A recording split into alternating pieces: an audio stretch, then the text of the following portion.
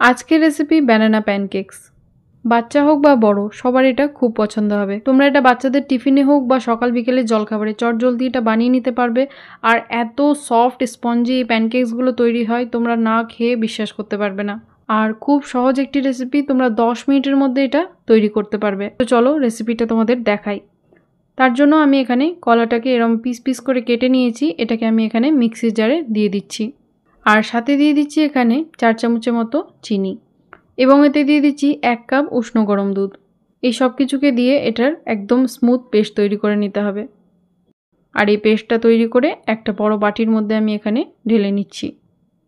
পেস্টটা ঢেলে নেওয়ার পর এখানে দিয়ে দিচ্ছি 1 কাপ পরিমাণে ময়দা। ময়দাটাকে আমি ভালো করে চেলে নিয়েছিলাম। তার সাথে এখানে দিয়ে দিচ্ছি 1/2 চামচ পরিমাণে বেকিং পাউডার, 1/2 চামচেরও একটু কম বেকিং সোডা, আর দিয়ে দিচ্ছি এখানে 1/4 চা চামচ ভ্যানিলা এসেন্স।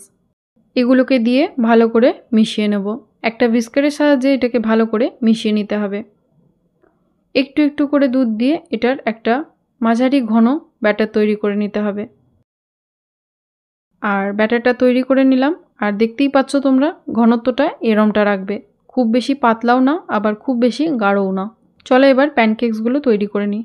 তার জন্য আমি এখানে একটা ননস্টিক প্যান নিয়েছি, তার মধ্যে সামান্য একটু তেল ব্রাশ করে দিচ্ছি। এইবার 1 ডাবু ব্যাটার নিয়ে প্যানের মধ্যে আস্তে আস্তে এইভাবে ঢেলে দেব। ব্যাটারটা দেওয়ার পর 2 মিনিটের মতো এটাকে ছুবে না, এক সাইড থেকে এটাকে হতে দেবে।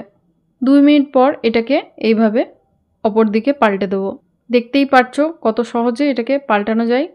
মোটেও এটা প্যানে লেগে যাবে না, ছড়িয়ে যাবে না। সামান্য একটু তেল বা বাটার তোমরা এটার মধ্যে লাগিয়ে দিতে পারো। কিছুক্ষণ হওয়ার পর এটা অপর দিকে পাল্টে দিচ্ছি। দেখতেই পাচ্ছ দুই দিক থেকে এটার মধ্যে খুব ভালো কালার চলে এসছে, খুব ভালো মতো ভাজা হয়ে গেছে। আর এই প্যানকেকটা একদম তৈরি। এইভাবেই আমরা সব প্যানকেকগুলোকে তৈরি করে নেব। আবার কিছুটা তেল ব্রাশ করে দিলাম আর তারপর এতে 1 ডাবু মতো ব্যাটার ঢেলে দিলাম। কিছুক্ষণ এক সাইড থেকে হওয়ার পর এটাকে অপর দিকে পাল্টে দিলাম আর আবার কিছুক্ষণ হওয়ার পর আবার এটা অপর দিকে পাল্টে দিলাম। কিছুক্ষণ পর তেল ব্রাশ করে নিয়ে একটু আলটে পাল্টে নিয়ে এটাকে তুলে নিলাম। ঠান্ডা হওয়ার পরও এটা এতটা সফট আর স্পঞ্জি থাকে আর এটা খুব টেস্টি হয় খেতে। একবার অবশ্যই ট্রাই করে দেখো।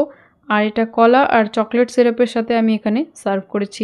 তোমরা এটা বাচ্চাদের জন্য টিফিনে করে দিতে পারো, তাদেরও এটা খুব ভালো লাগবে খেতে। আর আজকের রেসিপি তোমাদের কেমন লেগেছে কমেন্ট করে অবশ্যই জানিও।